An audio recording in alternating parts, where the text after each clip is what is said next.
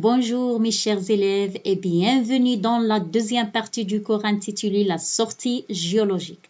Alors, dans cette partie, on va voir comment réaliser un profil topographique et comment orienter la carte topographique sur le terrain en utilisant bien sûr une boussole. Ça y est, donc on commence par réalisation d'un profil topographique. 4. Réalisation d'un profil topographique. Donc, d'abord, qu'est-ce que ça veut dire le profil topographique? Donc, le profil topographique, c'est le graphique qui est tracé à partir d'une carte topographique. Plus spécifiquement, à partir de courbes de niveau, ça y est, et qui permet de suivre les variations d'altitude entre deux endroits différents du milieu étudié, avant même de faire la sortie géologique. C'est-à-dire que le graphique représente le relief entre deux endroits différents du milieu étudié. Donc, d'après la réalisation d'un profil topographique, on peut savoir la forme des reliefs entre deux endroits avant de faire bien sûr la sortie géologique. Est-ce qu'il s'agit par exemple des montagnes ou bien des plaines, des vallées, des collines, etc. Ça y est? Donc, pour réaliser un profil topographique, il y a cette étape, ça y est. Donc, suivez avec moi jusqu'à la fin et je suis sûre que vous allez comprendre, Inch'Allah, comment réaliser un profil topographique. Donc, on a ici les étapes à suivre dans la réalisation du profil topographique. Donc, pour réaliser un profil topographique, on aura besoin d'une carte topographique, ça y est, ou bien une partie d'une carte topographique et aussi d'un papier millimétré. C'est-à-dire, on réalise le profil sur le papier millimétré, ça y est. Et toutes les inscriptions doivent être, faites attention, toutes les inscriptions doivent être écrites au crayon à papier, d'accord? Donc, on commence. Comme vous voyez ici, on a une partie de la carte topographique et les courbes de niveau. Regardez ici, on a les courbes de niveau comme vous le constatez. Ça y est. Donc, on commence par la première étape. Donc, étape 1, marquer sur la carte la ligne AB. Donc, on commence. Regardez la carte. Donc, vous voyez quoi? Vous voyez sur cette carte. Donc, j'ai tracé le segment AB ou bien la ligne AB. Ça y est? Donc, c'est-à-dire, on va voir quoi? On va voir la forme des reliefs entre deux points A et B. La deuxième étape, ou bien étape 2, déterminer l'équidistance de la carte et préciser l'altitude des points d'intersection entre la coupe AB et les courbes de niveau qui la traversent. Donc, d'abord, on doit calculer quoi? On doit calculer l'équidistance de cette carte. Donc, vous avez déjà vu que l'équidistance, c'est la différence d'altitude entre deux courbes de niveau consécutives ou bien successives. Ça y est? Et sa valeur est constante pour une carte. Donc, regardez ici les courbes de niveau. Donc, j'ai ici, ou bien cette courbe de niveau sur laquelle est écrite combien? L'altitude. Regardez ici, c'est 150, ça y est. Et sur cette courbe, regardez, nous avons 600. Donc, l'équidistance, c'est quoi? L'équidistance, c'est 650 moins 600 divisé par le nombre d'équidistances. Allez, combien on a l'équidistance entre ces deux courbes? On a 1, 2, 3, 4, 5. Donc, divisé par 5. Donc, est égal combien? Est égal 10. Donc, l'équidistance de cette carte est 10 mètres. Donc, regardez ici comment on va calculer l'équidistance de cette carte. Donc, regardez ici, on a E, c'est-à-dire l'équidistance est égale différence d'altitude divisée par nombre d'équidistances. Donc, différence d'altitude, regardez ici, on a 650 moins 600. Donc, 650 moins 600 divisé par 5 est égal 10. Donc, l'équidistance de cette carte est 10 mètres. Ça y est. Donc, maintenant, on passe et préciser quoi? Préciser l'altitude des points d'intersection entre la courbe AB et les courbes de niveau qui la traversent. C'est-à-dire quoi? C'est-à-dire que maintenant, il faut déterminer quoi? L'altitude des courbes qui recoupent le segment AB. Regardez le segment AB et les courbes qui recoupent le segment.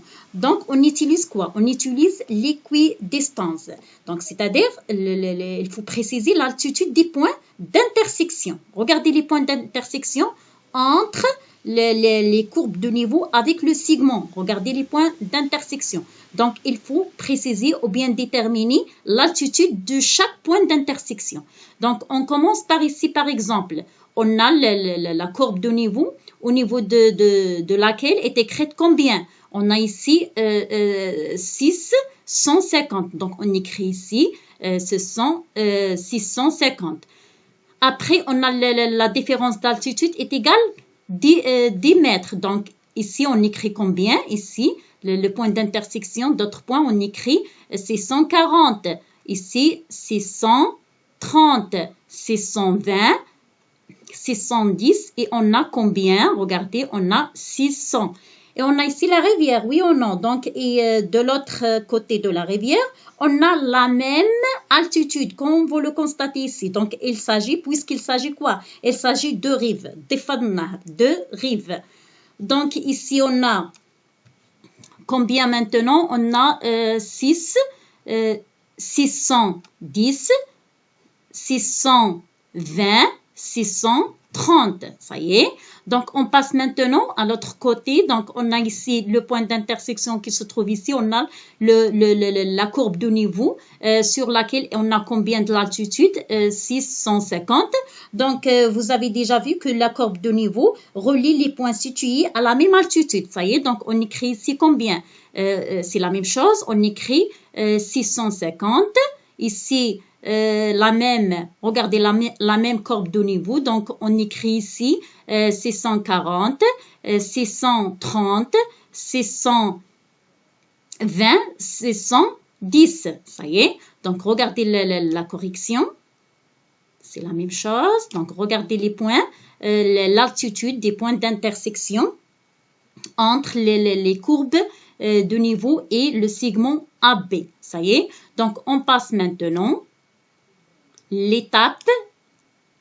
Donc, tracer un axe vertical représentant l'altitude et un axe horizontal. Donc, c'est-à-dire, on trace deux axes perpendiculaires sur le papier millimétré. Ça y est. Donc, regardez ici. Donc, on a le papier millimétré. Donc, j'ai tracé ici, au niveau du papier millimétré, deux axes perpendiculaires. Regardez. Donc, l'axe des abscisses, il représente l'échelle de longueur. Donc, on écrit ici, regardez, distance en mètres. Ça y est. Pour l'axe des ordonnées, ce qu'on appelle l'échelle des hauteurs, donc il représente l'altitude, c'est en mètres. Donc, j'écris ici quoi? Altitude en mètres. Donc, on passe à l'étape 4, graduer l'axe des altitudes selon une échelle convenable. Donc, regardez l'axe de l'altitude. Donc, pour déterminer l'échelle de l'altitude, on va voir quoi? On va voir la plus basse hauteur de la carte. Donc, comme vous le voyez ici, la plus basse hauteur est 600 par exemple. Donc, ici, 600, ça y est. Donc, il faut choisir une échelle convenable. Donc, j'ai choisi par exemple, dans ce cas-là, 1 cm représente 10 mètres d'altitude. Donc, ici, à l'origine, j'écris, ou bien on écrit 0, ici 0. Et ici, 1 cm représente combien? 10 mètres. Donc, j'écris ici, on commence par la plus basse hauteur. Donc, j'écris ici 600. Donc, 610, 620, 630, 640, 650, 660. Ça y est. Donc, on passe maintenant l'étape 5. Reporter chaque point d'intersection selon son altitude sur le papier millimétré. Donc, étape 5, regardez ici. Donc, j'ai reporté chaque point d'intersection, comme vous le voyez ici, chaque point d'intersection selon son altitude sur mon papier millimétré. Ça y est, donc regardez par exemple ici cette courbe, l'altitude, on a 630, donc regardez ici 630. Cette courbe, on a l'altitude 620, regardez ici 620 et ainsi de suite, ça y est. Et après, on a étape 7 ou bien 6, relier les points obtenus entre eux. Ça y est, donc je relie les points, par exemple, comme ça, avec le crayon. Donc, je relie les points comme ça. Je relie les points.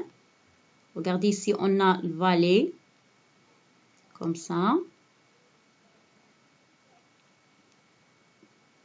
Pardon. Donc, je relie les points obtenus et j'obtiens mon profil topographique comme vous le voyez ici. Ça y est. Donc, la dernière étape, on a nettoyé, orienté le profil, indiqué l'échelle et donné un titre. Donc, à la fin, regardez ici, donc à la fin, non pas oublier l'échelle. Regardez ici l'échelle, on a 1 centimètre est égal 10 mètres. Donc, on écrit ici l'échelle. N'oubliez pas aussi le titre. Donc, regardez ici, j'écris le titre, le profil topographique de la coupe AB.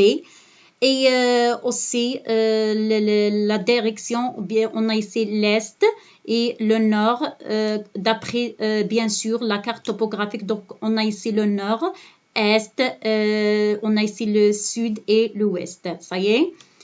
Et comme ça, regardez bien le profil topographique. Et comme ça, bien sûr, on va déterminer la forme du relief entre le point A et le point B. Et comme vous voyez ici, on a une pente, on a ici une vallée et on a ici une montagne.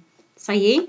Donc, j'ai ici, remarque, plus la pente est forte, plus les courbes de niveau sont proches. Inversement, plus la pente est faible, plus les courbes de niveau sont distantes. On passe maintenant 5. Orienter la carte topographique sur le terrain.